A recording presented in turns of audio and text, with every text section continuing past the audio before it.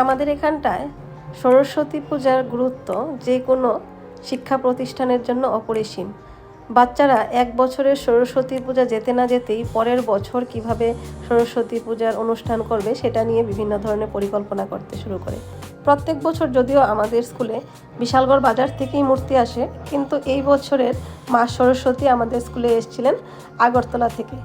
একেবারে ঢাক বাজিয়ে সরস্বতী মা আমাদের স্কুলে প্রবেশ করলেন। আর সরস্বতী পূজার পাশাপাশি কিন্তু এই বছর 23শে জানুয়ারি মানে আমাদের নেতাজি সুভাষচন্দ্র বসুর জন্মদিনও ছিল।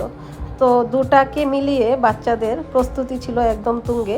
ওরা স্কুলের যে প্রবেশদ্বার আছে সেটাতে যেমন রং দিয়ে আলপনা করে সরস্বতী পূজার জন্য একটা প্রস্তুতি নিচ্ছিল, পাশাপাশি প্রস্তুতি চলছিল 23শে জানুয়ারি উপলক্ষে আমাদের যেই পতাকা উত্তোলনের বেদি আছে ওই জায়গাটাকে সাজানোর।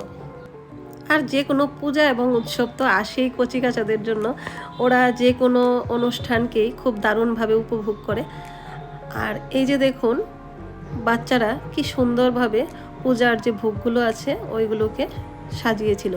প্রত্যেক বছরই পূজার মোটামুটি দায়িত্বটা থাকে ওই বছরে যে ছেলেমেয়েরা একাদশ শ্রেণীতে পড়াশোনা করে ওদের উপরে। বাকি ছোটো ভাই বোনেরাও ওদেরকে সাহায্য করে, কিন্তু মেনলি 11-এর ছেলেমেয়েরাই ওইখানটায় কাজ করে। আর এজন্য প্রত্যেকটা ব্যাচের একটা উদ্দেশ্য থাকে যেন ওদের যে পূজার আয়োজনটা হয়েছে সেটা যেন শ্রেষ্ঠ হয়। আসলে ওরা কিন্তু পূজার কাজটাকে কাজ হিসেবে না, একটা আনন্দ এবং উপভোগ করার বিষয় হিসেবেই নেয়। এজন্যই প্রত্যেকটা কাজ এত সুন্দরভাবে করা হয়। আর এই কাজগুলো করার মাধ্যমেই কিন্তু বাচ্চাদের মধ্যে আলাদা একটা দায়িত্বশীলতা তৈরি হয়ে যায়।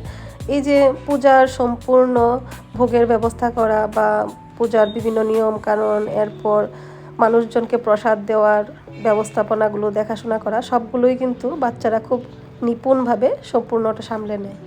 তো বাচ্চারা পূজার কাজকর্ম সেরে সবাই যার যার বাড়ি চলে যায় এবং বাড়ি থেকে একেবারে সুন্দর করে সেজে গুজে ফিটফাট হয়ে চলে আসে পূজার পুষ্পাঞ্জলি দেওয়ার জন্য। হোম যজ্ঞ এবং পুষ্পাঞ্জলির পরেই মোটামুটি পূজার কাজ সম্পন্ন হয়ে যায়। আর এদিকে দেখুন রান্নার কাজ চলছে। ছোটরা সব কিছু থেকেই একেবারে উদাসীন বলা চলে, ওরা তো পূজার আনন্দ উপভোগ নিয়েই ব্যস্ত। পূজা শেষ হওয়ার পর সবার মধ্যে ফল এবং সাগু খই যেসব প্রসাদ হয় সরস্বতী পূজায় সেগুলো একদিকে লাইন ধরে সবাইকে দেওয়া হয়, আর অপর দিকে যে কোনো একটা ভারী প্রসাদ মানে এক এক বছর এক এক রকম কিছু করা হয়। এই বছর করা হয়েছিল ফ্রাইড রাইস আর আলুর দম, সেটাই ছোট বাটিতে করে সবাইকে দেওয়া হচ্ছে। আর সে দায়িত্বটাও কিন্তু 11-এর যে ছেলেরা আছে ওরাই পালন করছে।